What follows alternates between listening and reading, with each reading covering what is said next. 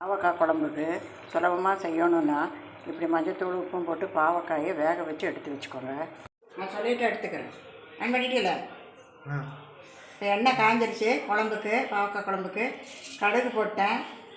கொஞ்சம் ஒரு 1/4 ஸ்பூன் வெந்தயம் இதையும் போட்டுக்கலாம். இப்போ இதை நல்லா பொரிஞ்ச வாட்டி வெங்காயம் போட்டுக்கலாம்.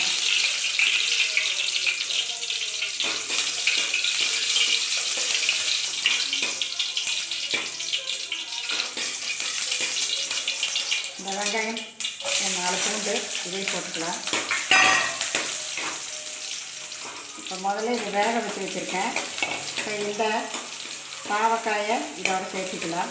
இது இப்படி பண்ணுறதுனால குழம்பு வந்து சீக்கிரமாக வச்சிட முடியும். அதுக்காக தான் வேக வைக்கிறது. இல்லை எண்ணெயில் வதங்கிச்சுன்னா ரொம்ப நேரம் ஆகும். அதுக்கு தான் இது வேக வச்சு வச்சுருக்கேன். இப்போ இதையும் அதில் சேர்த்துக்கிறேன்.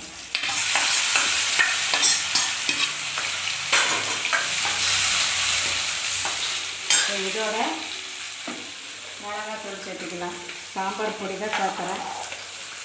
இது வந்து ஒரு 2 ஸ்பூனு.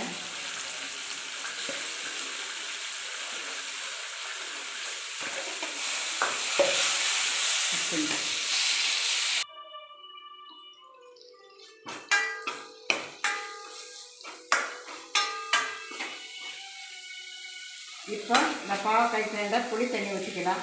ஒரு எலுமிச்சம்பழம் புளி சேர்த்திருக்கிறேன். இதை ஊற்றிக்கலாம். இதை நல்லா கொதித்து பச்சை வாசம் போகட்டும். அதுக்கப்புறம் என்ன பண்ணுறதுங்கிறது பார்க்கலாம். இப்போ வந்து தேங்காய் வந்து கொஞ்சம் ஊற்றிக்கலாம். புளியெல்லாம் பச்சை வாசம் போயிடுச்சு. அரைச்சி வச்ச தேங்காய் ஊற்றிக்கலாம். இந்த புளியோட இதை எடுக்கிறதுக்கு கொஞ்சம் வெல்லம் போட்டுக்கலாம். இந்த கசப்புக்கு இந்த இனிப்பு சூப்பராக இருக்கும்.